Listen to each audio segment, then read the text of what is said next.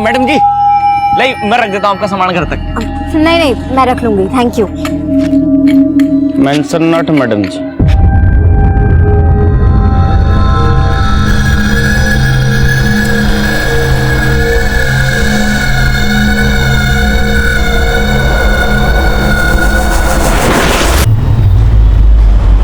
लो, हो गए फिर से दोनों शुरू। तू जब भी करनाल से आता है, इस घर में इस गेम के अलावा कोई बात नहीं चलती। तुझे पता है ना मीनल की शादी सर पे है।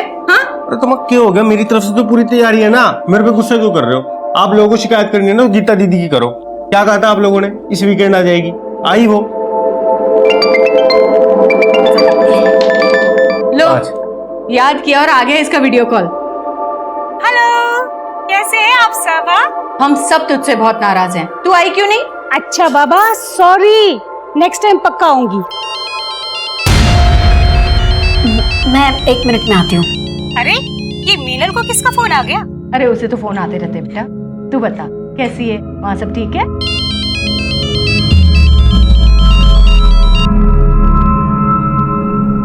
हेलो,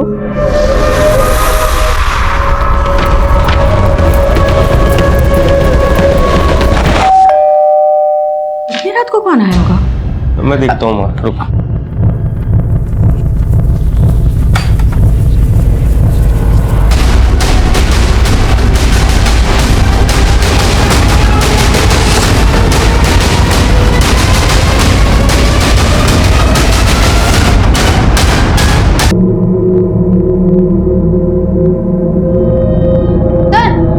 अंदर भी एक लड़की है लेकिन वो जिंदा है।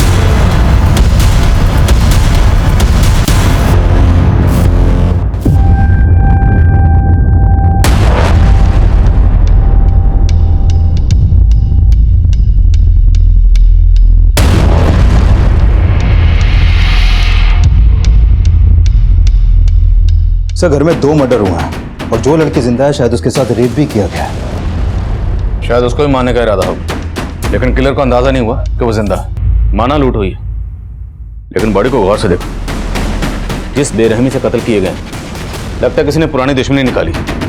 हो सकता है मोटिव मर्डर का ही हो और लूट मिसगाइड करने के लिए की गई, ताकि ये लगे कि ये सारे कत्ल किसी लूटने वाले गिरोह ने किए। सर, एक कॉलोनी का चौकीदार है रतन। कल रात को ये नाइट ड्यूटी पे था। सुबह सबसे पहले इसी ने घटना को विटनेस किया और आसपास के लोगों को इकट्ठा भी किया। ड्यूटी पे था तो? हाँ साहब। क्या देखा तूने? कुछ नहीं साहब। इतना बड़ा कांड हो गया, तूने कुछ नहीं देखा? अब वो हमारी आंख लगी थी रात को।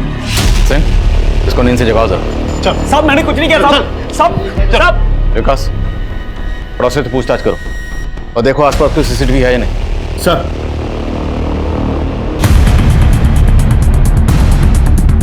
मिश्रा, इस सीसीटीवी की फुटेज निकलवाओ जल्द से जल्द।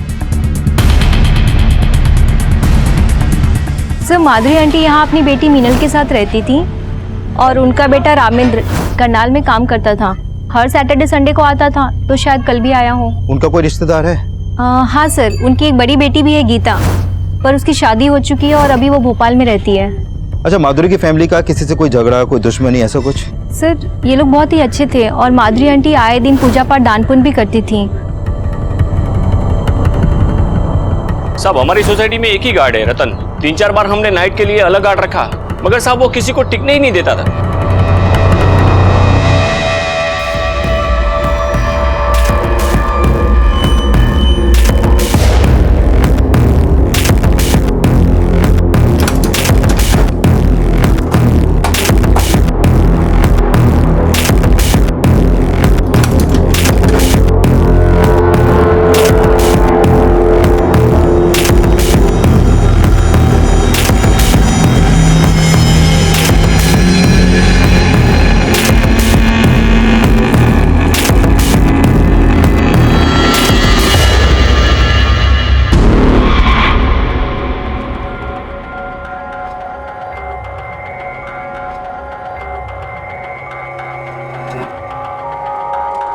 रानी, 8 बज गए, मेरा जूस कहाँ है?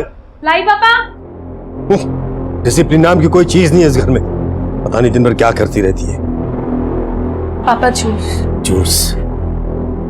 पूरे 2 मिनट लेट हो तो अब मैं 2 मिनट के लिए तुम्हारे हाथ ऊपर करके तुम्हें खड़ा रखूंगा तो कैसा लगेगा तुम्हें? सॉरी पापा। सॉरी पापा। अब जाओ, तरीका हो सर पे। सुनो, ठीक 9 बजे मुझे नाश्ता तैयार चाहिए। मैंने होमवर्क कर लिया। अरे वाह मेरा बच्चा, शाबाश। अब चलो कमरे में चल के देखते तुमने होमवर्क सही किया या नहीं। आओ चलते हैं। शाबाश।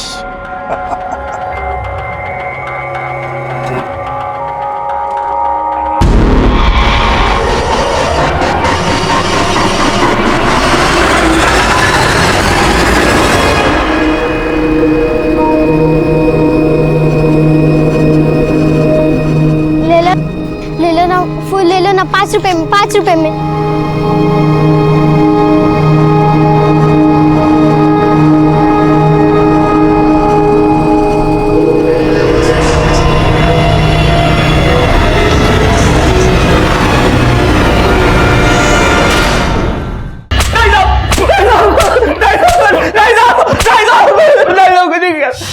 देख, हम जानते हैं कांड तूने किया। बोल तेरे साथ और कौन कौन शामिल था? साहब मैंने कुछ नहीं किया साहब। हमारी गलती बस इतनी सी कि हमारी आग लग गई थी। आखिरी मौका दे रहा हूं, सच बोल दे, वरना मीनल के होश में आने के बाद सच खुद ब खुद सामने आ जाएगा।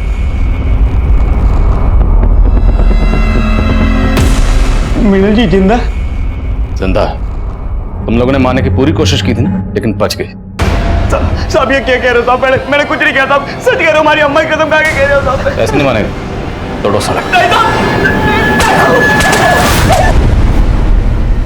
जी बेटा, तुम जिस बस्ती में रहते हो ना बेटा, वहां वैसी बहुत गंदगी होती है ना। तो अगर तुम रोज नहाओगे नहीं बेटा, फिर बीमार पड़ जाओगे, है ना बेटा। इसलिए रोज नहाया करो। नहाने से है ना बेटा, मन बहुत खुश रहता है और पढ़ाई भी मन लगा रहता है कि नहीं? है कि नहीं? है कि नहीं?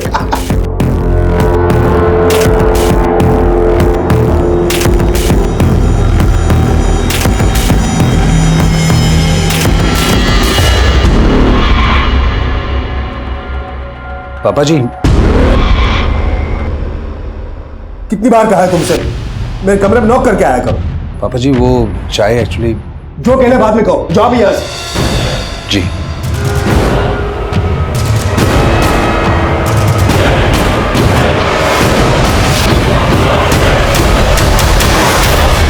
तो मोहल्ले के गेट पे जो सीसीटीवी मिला था वो पिछले 5 दिनों से फंक्शनल नहीं है। हो सकता है उसे भी पर्पसली खराब किया गया हो और इसमें भी रतन इन्वॉल्व हो।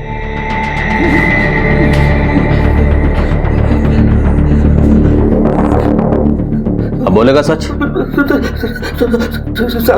मैं कसूर साहब, मैंने कुछ नहीं किया। मुझे जाने दीजिए साहब, बहुत डर लग रही साहब। अभी भी इसकी गर्मी निकली नहीं। इसको और लेटाओ बर्फ की सिली पे, तब ये सच बोलेगा। मैंने कुछ नहीं किया साहब। साहब मैं आपको एक बात बताना चाहता हूँ साहब। बोल। साहब उस दिन ना मैंने आप ही के लोगों को देखा था साहब। हमारे लोगों को? मतलब पुलिस वालों को? हाँ साहब, पहले मैं ये बात बताने से आपको डर रहा था, लेकिन उस रात ना साहब पुलिस वाले आए थे वापस और मेरी आग लगी हुई थी, इसलिए उनके पास जाने की मेरी हिम्मत भी नहीं हुई साहब। साहब वहां पर रात काफी थी साहब, इसलिए अंधेरे में किसी के चेहरा नहीं देख पाया, पर सबने पुलिस की वर्दी पड़ी हुई थी साहब। अपनी बकवास बंद कर। थोड़ी देर बाद बोलेगा वहां 4 टेररिस्ट आए थे गाड़ी में, तो तेरी बात मान लेंगे हम? पूरी रात इसको बर्फ की सिली पे लेटा, तब इसकी गर्मी निकलेगी। सब मुझे पता था आप लोग मेरी बातों को विश्वास नहीं करोगे, इसलिए मैं नहीं बता रहा था साहब।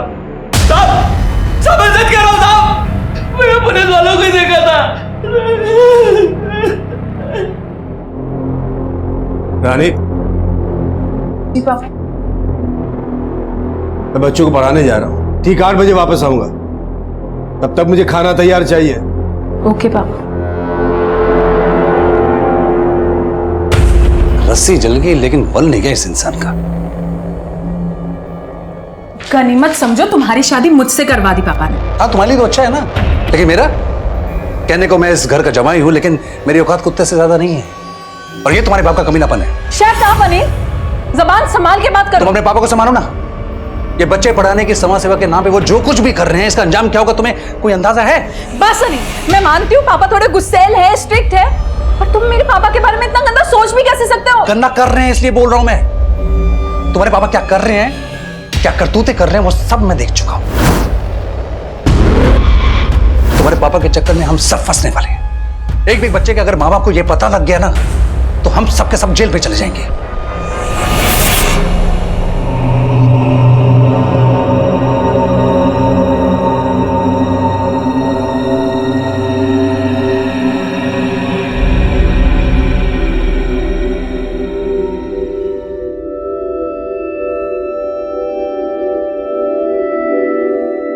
अरे बेटा, आप रो क्यों रहे हो? कुछ नहीं मैडम, मैं कहाँ रो रही हूँ। कितने बहादुर हो आप, रो भी रहे हो और तकलीफ भी नहीं बता रहे। तकलीफ कैसी मैडम, हम फूल वालों को तो कांटों से फीस करनी पड़ती है। तुम कितनी गहरी बातें करती हो। कहाँ है तुम्हारी माँ? मेरी माँ मजदूरी पे गई है और मैं यहाँ फूल बेचती हूँ। आप लोगे मेरे फूल? पहले आप मुस्कुराओ, तब मैं लूंगी आपके फूल। ये हुई ना बात, चलो दे दो। Thank you. ये रतन बार बार अपना बयान बदल रहा है, और ये अकेला नहीं होगा, इसके और भी साथी होंगे जिनके साथ मिलकर इसने इस लूट, कत्ल और बलात्कार की वारदात को अंजाम दिया। और इस पूरी वारदात को सिर्फ मीनल ने विटनेस की। उसका बयान हमारे केस के लिए बहुत अहम है। उसकी तबीयत कैसी है? कंडीशन ठीक नहीं है सर उसकी, कुछ कह नहीं सकते कि बयान देने की हालत में कब आएगी वो। और वो माधुरी की बड़ी बेटी गीता, वो कब लौट रही? सर इन्फॉर्म कर दिया मैंने उसको, भोपाल में रहती है, आने में थोड़ा टाइम लगेगा। जैसे ही आती है मुझे इसके बारे में इन्फॉर्म करो, हो सकता है इसके बयान से हमें इस केस में कुछ मदद मिले। सर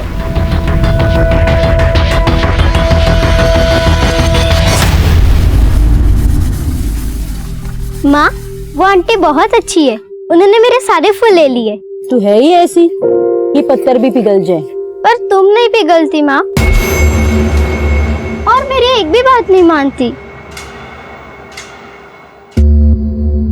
तू सोच ले, मैं तेरी निर्दयी माँ हूँ, लेकिन तेरा भला ही सोचूंगी। मैं गमी sir. Comment. Sir forensic team को माधुरी के घर से ऐसे कोई भी अननोन फिंगरप्रिंट्स नहीं मिले हैं जो क्रिमिनल से बिलोंग करते हो। शायद क्रिमिनल्स ने हैंड ग्लव्स पहने होंगे। सर रतन बोल रहा था कि वहां पर पुलिस की वर्दी में लोग आए थे, लेकिन मैंने पेट्रोलिंग टीम से चेक किया, उस रात वारदात के दौरान वहां पर कोई भी पीसीआर नहीं गई थी। मतलब ये रतन झूठ बोल रहा है, हो सकता है उसने खुद ही किसी गैंग को एंट्री दी। लेकिन सर रतन के कॉल रिकॉर्ड में इसका कोई क्लू नहीं मिल रहा। एक बात और सर, मैं मीनल का इलाज कर रहे डॉक्टर से मिला था, उन्होंने कंफर्म किया कि मीनल के साथ रेप भी हुआ था। लेकिन सर मीनल की बॉडी पर से सिर्फ एक ही रेपिस्ट का डीएनए मिला, जबकि हम मान रहे थे कि इतनी बड़ी लूट और हत्या को कई लोगों ने अंजाम दिया होगा।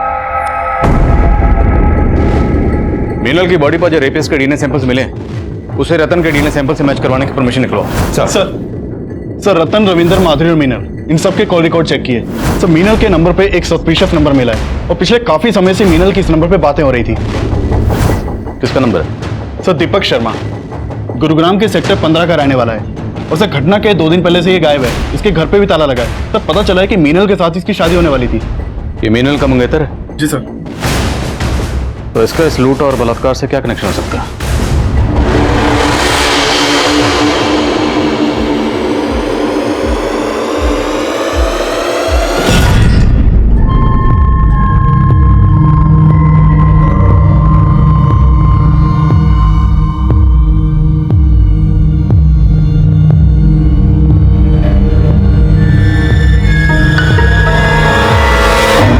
Coming sir. Comment. Sir Meenal की बहन गीता आई है। बोला। सर उस रात मेरी सबसे फोन पे बात हुई थी, सब खुश थे।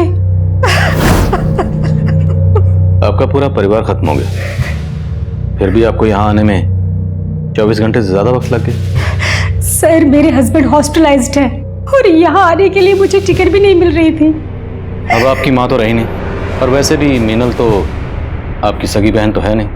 अब आपकी माँ के गुजरने के बाद उनकी पूरी प्रॉपर्टी, घर बार सब कुछ तो आप ही का है ना? आप कहना क्या चाहते हैं सर?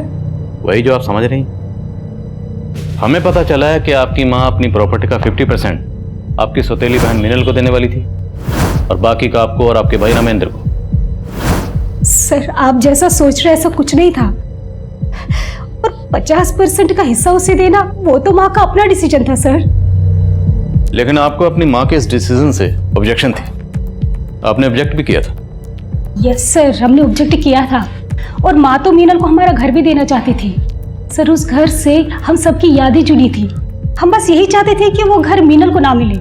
और आपकी माँ नहीं मानी इसलिए आपने उनको? नहीं सर, ऐसा कुछ नहीं था, और माँ ने तो हमारी बात मान ली थी।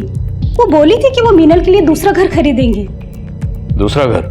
यस सर, इसी वजह से तो घर में काफी सारा कैश रखा हुआ था, और वो सब। अच्छा, आप दीपक के बारे में क्या जानते हैं?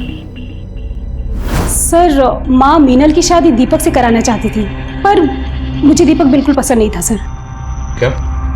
क्योंकि वो मीनल से सिर्फ इसलिए शादी करने के लिए तैयार हुआ ताकि उसे माँ से घर और काफी सारा दहेज मिल सके। मीनल अपाहिज है, इसलिए उसका घर बसाने के लिए माँ कुछ भी करने के लिए तैयार थी। मुझे तो दीपक की नीयत पे शुरू से ही शक था सर। पर हमें पता चला कि दीपक गायब है। क्या? आप हमें बता सकती हैं दीपक कहाँ मिलेगा? उसके किसी जान पहचान वाले को आप जानती हैं? सर मैं उसके बारे में ज्यादा तो नहीं जानती, पर उसने बोला था कि उसके माँ बाप भी अब इस दुनिया में नहीं है। ठीक, आप जा सकते हैं। सर दीपक इस घटना के 2 दिन पहले से अपना फोन बंद करके गायब है। कहीं ऐसा तो नहीं कि पहले दीपक ने उस दिव्यांग लड़की मीनल से शादी करने की हाँ की और फिर इस लूट और हत्या को अंजाम दिया? इस केस को समझने के लिए पहले हमें मीनल और दीपक को समझना होगा। इस दीपक को किसी भी सूरत में ढूंढो। सर दीपक के कॉल रिकॉर्ड में उसके कुछ दोस्तों और रिश्तेदारों के नंबर मिले थे, मैं उन सबसे मिला, लेकिन उसका कहीं से कोई लीड नहीं मिल पा रहा। हो सकता है कोई कुछ छुपा रहा हो। दीपक के कॉल रिकॉर्ड में जितने नंबर हैं सबको इन्वेस्टिगेट करो। सर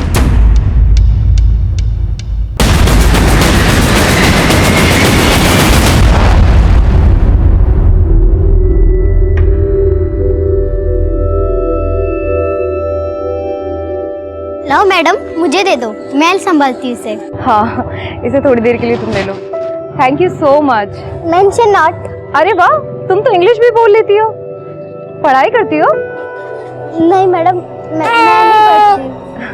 अच्छा चलो, तुम उसे 2 मिनट संभालो, मैं अब भी आई। हाँ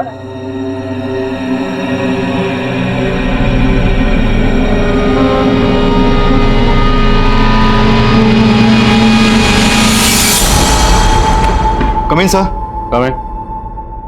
सर अपने खबरी दीपक के दोस्तों पे नजर रखे हुए थे सर। उन्होंने उनमें से एक दोस्त को सेक्टर 17 के घर में जाते हुए देखा है सर। हो ना हो दीपक वहीं पे छुपा बैठा है।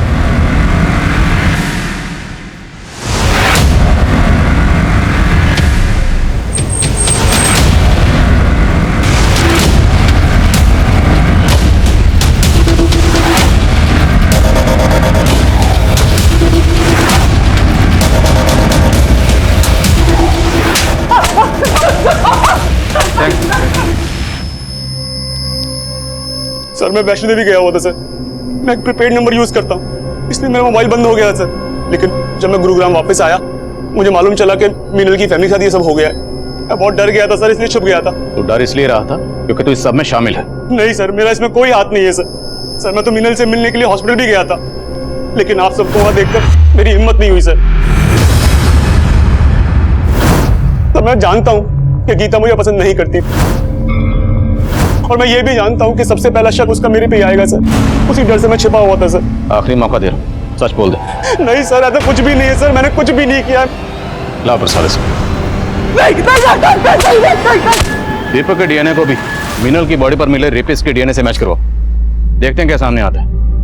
मीनल की तबीयत कैसी है? सर धीरे धीरे रिकवर कर रही है वो, लगता है बहुत जल्द बयान देने की हालत में होगी। रतन के अलावा माधुरी की बड़ी बेटी गीता और मीनल का मंगेतर दीपक भी हमारे प्राइम सस्पेक्ट, और इस वारदात का मकसद माधुरी की जायदाद के पीछे का लालच ही नजर आ रहा था। लेकिन इस केस के कई और पहलू, कई और ऐसे चेहरे थे जो तब हमें नजर नहीं आए थे। फूल बेचने वाली बच्ची सरिता, सरिता की मां रमाकांति, और वहीं कर्नल अनंत चौधरी और उसका परिवार, वो सब इस केस के चेहरे थे। लेकिन ये सब चेहरे इस केस से कैसे जुड़ने वाले थे तब हमें पता ही नहीं था।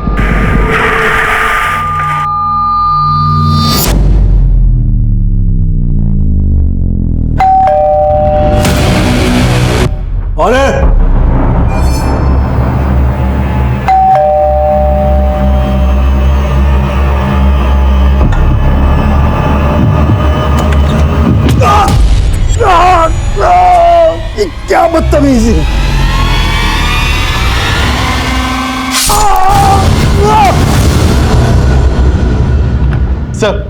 सर कंट्रोल रूम में फोन आया था, सेक्टर 21 के एक घर में मर्डर हुआ है।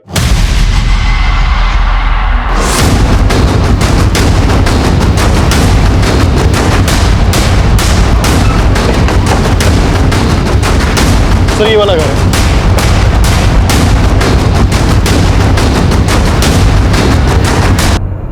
सर ये कर्नल अनंत चौधरी हैं, अपने बेटी और दामाद के साथ यहाँ रहते थे। इनके साथ जब ये हादसा हुआ घर में यहाँ कोई नहीं था, और सुबह जब इनके बेटी दामाद यहाँ पहुंचे तो उन्होंने ये सब देखा। तो घर में लूटपाट भी हुई है।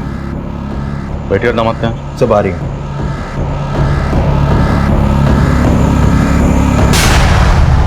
कल मैं और मेरे हस्बैंड अपने रिलेटिव से मिलने रोहिणी गए हुए थे, और जब हम सुबह घर वापस आए तो आपके और कर्नल साहब के अलावा घर में कोई और भी रहता है? नहीं सर। आपको किसी भी शक? सर अभी कुछ भी समझ में नहीं आ। कर्नल चौधरी के बारे में सब कुछ पता लगा उनकी बेटी और दामाद जो उनके बारे में कह रहे हैं उसमें कितनी सच्चाई? सर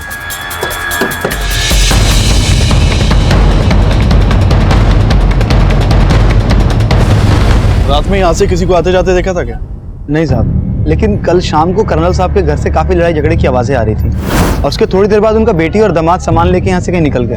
ऐसा लग रहा था कहीं बाहर जा रहे हैं। सर हमारा पापा से झगड़ा हुआ था, लेकिन उनका मर्डर से इस बात का कोई लेना देना है या नहीं वो हम डिसाइड करेंगे। आप ये बताइए कि झगड़े की वजह क्या थी? सर हम आपको पहले बता नहीं पाए, एक्चुअली मेरे ससुर जी अच्छे इंसान नहीं थे। जो भी कहना साफ साफ बोलिए। सर वो पेडोफिलिक थे। सर वो चैरिटी के नाम पे बच्चों को पढ़ाते थे, लेकिन उनकी इंटेंशन ठीक नहीं थी। वो किसी न किसी बहाने से बच्चों को घर पे ले आते थे। और क्या ये सब सच है? हाँ सर, इसी वजह से उस दिन हमारा पापा से झगड़ा हुआ था। अरे वाह, हैंडसम लग रहा है मेरा राजू। बहुत अच्छे लग रहे हो। ये लो बेटा, ये पैसे अपने पापा को दे देना, ठीक है? जाओ, शाबाश। क्या है रानी, क्या बदतमीजी है? कितनी बार कहा है तुमसे मेरे कमरे में आने से पहले नॉक किया करो। एक मिलिट्री मैन की बेटी होकर इतनी भी डिसिप्लिन नहीं है तुम। कीजिए पापा, मैं इतने टाइम से अनिल की बातों को इग्नोर कर रही, पर वो सही है। तो शर्म आती है कि आप मेरे पापा। क्या मतलब क्या है तुम्हारा? आप अच्छी तरह से जानते हैं कि आप बच्चों को कमरे में लाके उनके साथ माइंड लैंग्वेज। पहले आप अपनी हरकतें देखिए पापा। नहीं रहना ऐसे इंसान के साथ जो बच्चों के साथ ऐसी गंदी हरकतें करते। नहीं रहना मेरे साथ तो निकल जाओ यहाँ से। हमें तो डर लग रहा था कि उनकी इन हरकतों की वजह से कोई बड़ा बवाल ना खड़ा हो जाए। और तो आपको लगता है इनकी मौत के पीछे ये वजह हो सकती है? सर हो सकता है किसी बच्चे के पेरेंट्स को इसकी असलियत का पता लग गया, और वो किन किन बच्चों का आना जाना इस घर में? सर अभी कुछ दिनों से कोई राजू नाम का लड़का बार बार आ रहा था घर पे। रहता कहाँ है रोज? सर वो पास की बस्ती में रहता है। उसका स्केच बनवा सकते हैं?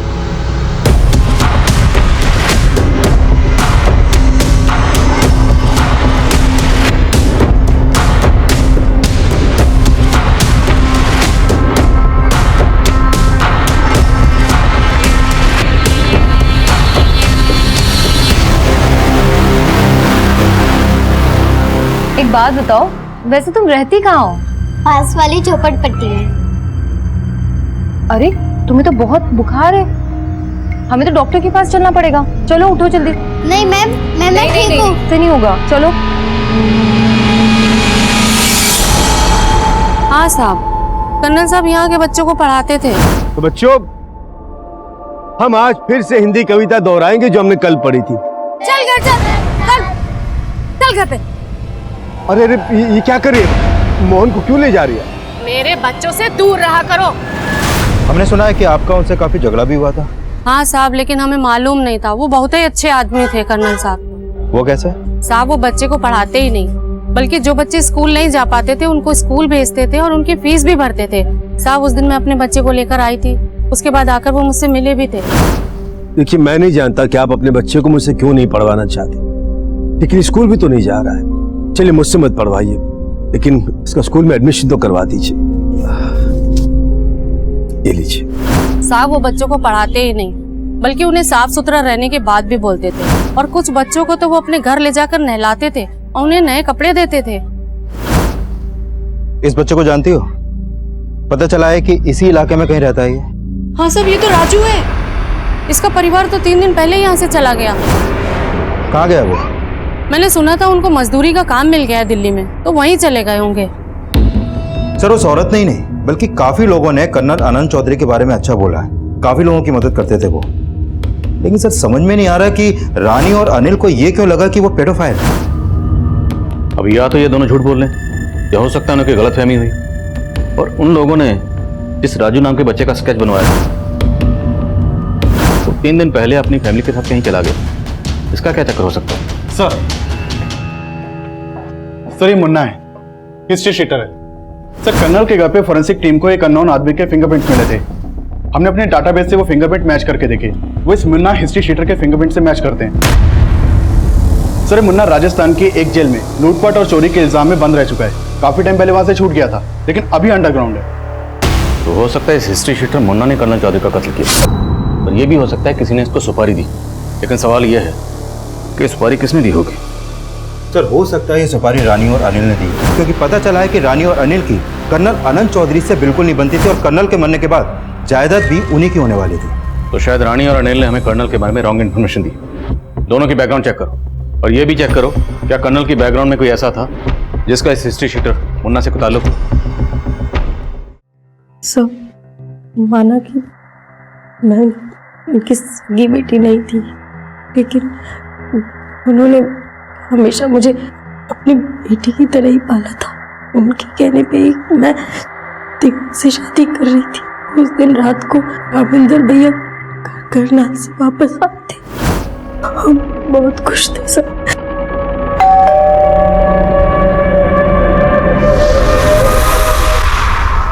कौन है? दरवाजा खोलिए। पुलिस। पुलिस? क्या हो गया? जी पर बात क्या है? ये माधुरी जी का घर है ना? जी। आपसे एक केस के बारे में बात करनी है। दरवाजा खोलिए।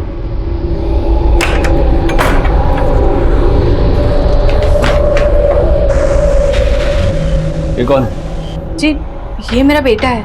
और उसने तो कहा था घर पे सिर्फ बुढ़िया और लड़की रहती है, फिर ये कहां से आ गया? तुम चारों ने पुलिस की यूनिफॉर्म पहनी थी?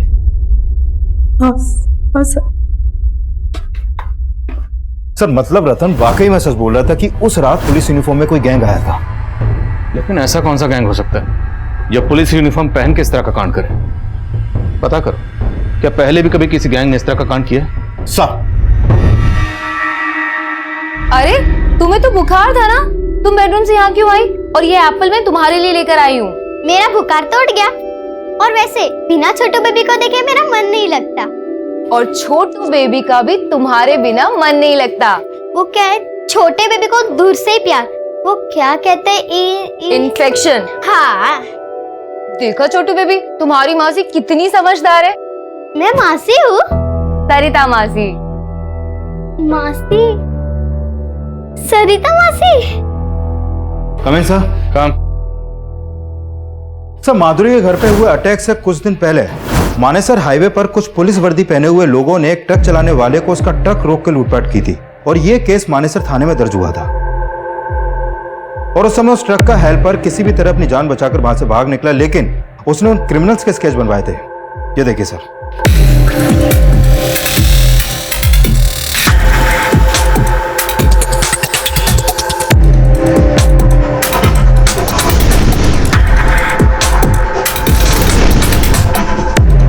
सर इनमें एक मुन्ना भी था।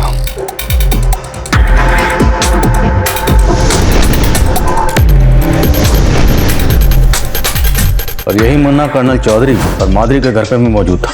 और मिनल ने कहा था कि वो लोग रामेंद्र को वहां देखकर हैरान हुए थे। और उसने तो कहा था घर पे सिर्फ बुढ़िया और लड़की रहती है, फिर ये कहां से आ गया?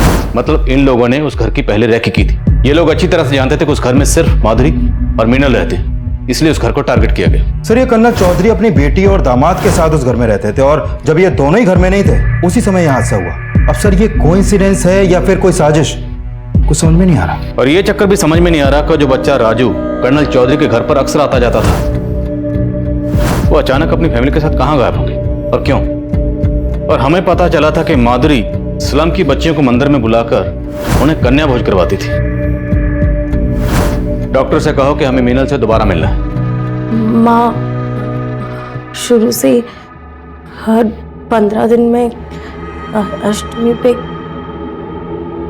कन्या भोज कराती थी। उन बच्चों में कभी आपने इस लड़के को देखा था?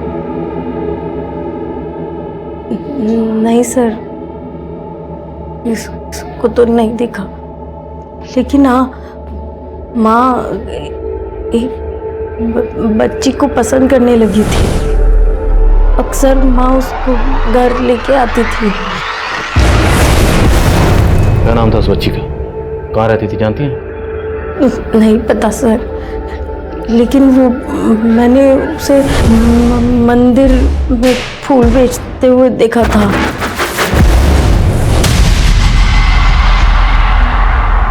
आप उसका स्केच बनवा पाएंगे? दीदी, अरे तुम क्यों लेकर आई मेरे लिए पानी? मैं ले आती ना। मैडम जी अब मैं बिल्कुल ठीक हूँ। आपके सारे काम मुझे बोलो, मैं कर लूंगी। तुम हमें जेल भिजवाना चाहती हो? जेल? हाँ, छोटे बच्चों से काम कराना गैर कानूनी होता है, आपको पता है? अरे मैडम जी मैं कहाँ काम कर रही हूँ, मैं तो बस अपनी बड़ी दीदी के लिए पानी ला रही थी। थैंक यू मेरी छोटी बहना, सो स्वीट।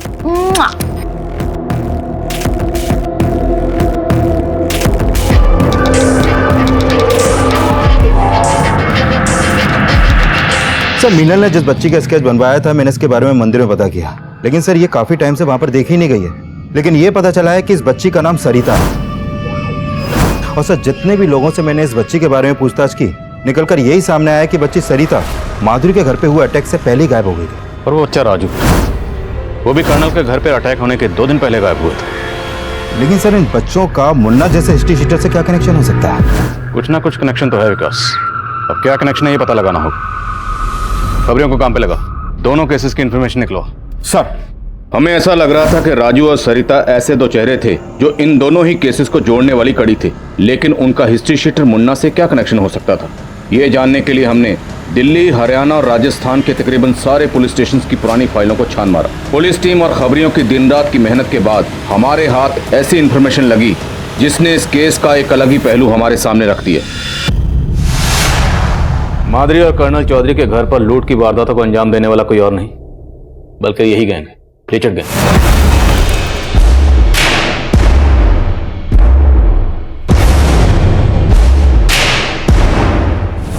दोनों वारदातों में पैटर्न सेम है, जो कि लीचड़ गैंग की मॉडल ऑपरेंडी से मैच करता है। कर्नल चौधरी मंदिर के पास ट्यूशन पढ़ाता है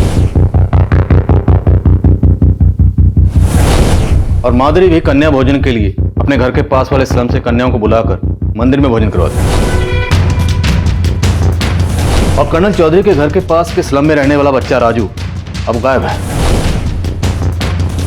और माधुरी की बहुत करीब बच्ची सरिता भी।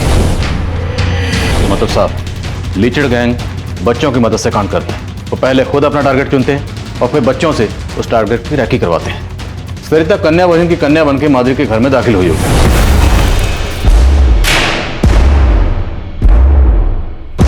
और ये बच्चा राजू स्टूडेंट बनके कर्नल चौधरी के घर में। और हो सकता है कि शायद ये दोनों बच्चे लीचड़ गैंग के लिए काम करते हैं।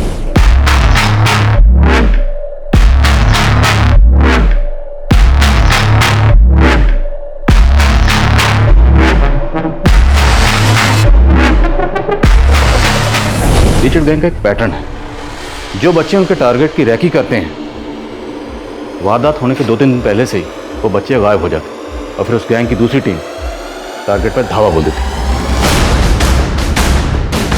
यह है लीचड़ गैंग का लीडर राजबल्लभ, 8 कत्ल और लूटपाट के केसेस में वांटेड है। इससे पहले इस गैंग के सामने आए सारे केसेस की एक डिटेल स्टडी करो, खबरों को काम पे लगाओ। इससे पहले ये गैंग किसी और को अपना टारगेट बनाए, हमें इस गैंग को धरना है किसी भी सूरत में। सर दीदी आपके साथ आपके पति नहीं रहते? नहीं, वो फौज में रहते हैं, मगर जब आएंगे मैं तुमको उनसे मिलवाऊंगी, ठीक है? पर मैं तो आज ही जा रही हूँ। आज ही जा रही हो?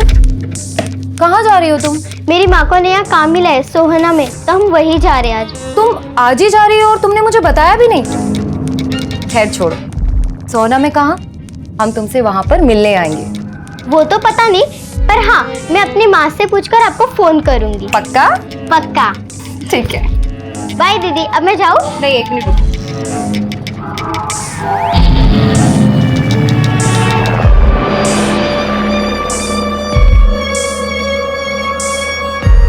ये लो, ये पैसे अपनी मम्मी को देना और तुम्हारे रास्ते के लिए इसमें कुछ जरूरत का सामान है, ठीक है? हाँ। बाय दीदी। अपना ध्यान रखना। Bye bye.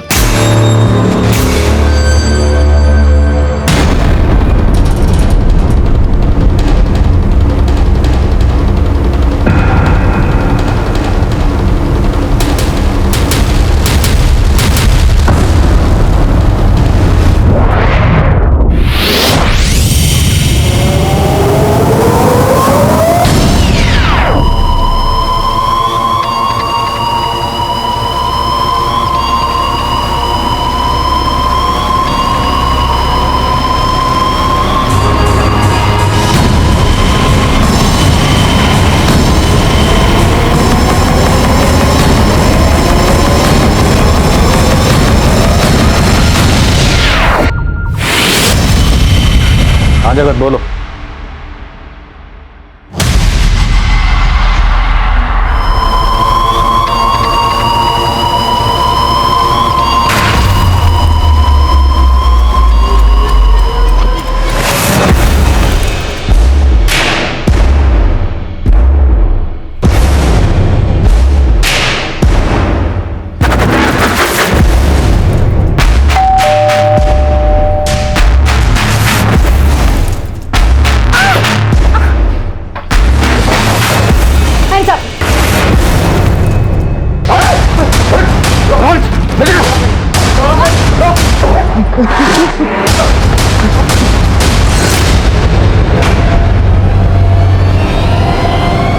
राजवल्लभ कहाँ? बोलो बोलो, राजवल्लभ कहाँ? एक तरफ जहां हमने अनीता के घर में होने वाली लूट की कोशिश को नाकाम कर दिया था, वहीं दूसरी तरफ हमारे एरिया के एक और घर को टारगेट बनाया गया था, जहां माधुरी और कर्नल के घर की तरह ही न सिर्फ लूट हुई थी, बल्कि उस घर में रहने वाले अकेले बुजुर्ग का कत्ल भी कर दिया गया था। इस वारदात की मोडस ऑपरेंडी भी लीचड़ गैंग से मिलती जुलती नजर आ रही थी, लेकिन अनीता के घर से हमने जिन मुजरिमों को पकड़ा था, उनके बयान एक बार फिर से इस केस को उलझाने वाले थे। लीचड़ गैंग के लिए काम करते ना? नहीं साहब, हम किसी लीचड़ गैंग के लिए काम नहीं करते साहब, हम तो वहाँ चोरी करने गए थे साहब। सरिता ने उस घर की रेकी की, और सरिता ने ही माधुरी के घर की रेकी भी की थी, जहां तुम लोगों ने पहले लूट की और फिर उस घर को लूटा। और वो लड़का राजू, वो भी तुम्हारे गैंग के लिए काम करता है। उसी की मदद से तुम लोगों ने कर्नल का घर लूटा और उसका कत्ल किया। साहब हमने किसी का कत्ल नहीं किया साहब, और हम किसी भी सरिता और राजू को भी नहीं जानते साहब। झूठ बोलता, ऐसे नहीं मानेंगे, तोड़ो इन्हें।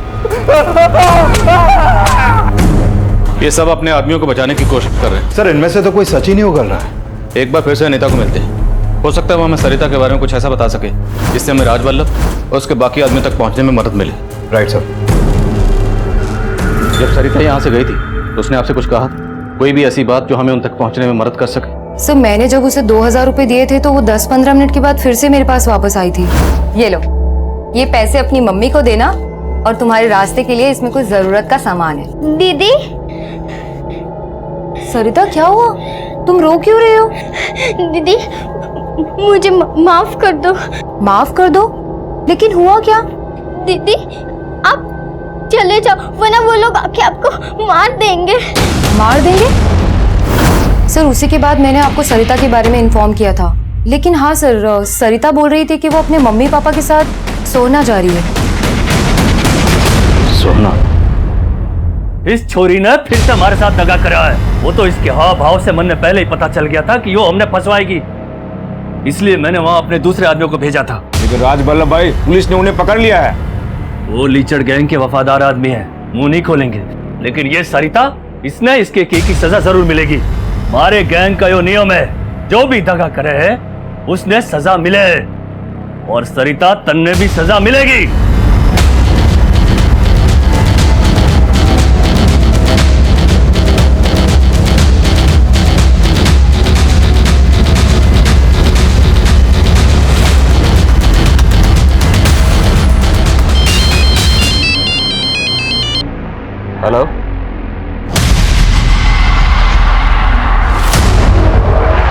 गाड़ी घुमा, आगे से उतर लो।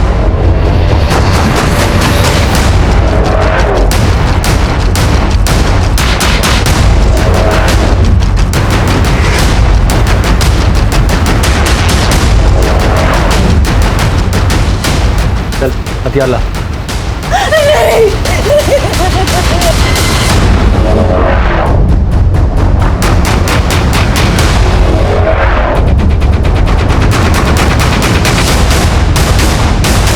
सरिता, अब बस।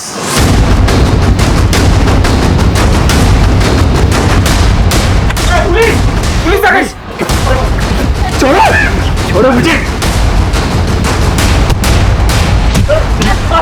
तुझे क्या लगा था तेरे आदमी मुंह नहीं खोलेंगे तो तुझ तक पहुंच नहीं पाएंगे?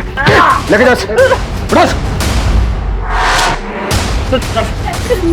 मेरी बच्ची, कुछ नहीं होगा तुझे, कुछ नहीं होगा तुझे, मुझे माफ कर दे। मेरे कर्मों की सजा तुझे मिली मेरी बच्ची, मुझे माफ कर दे।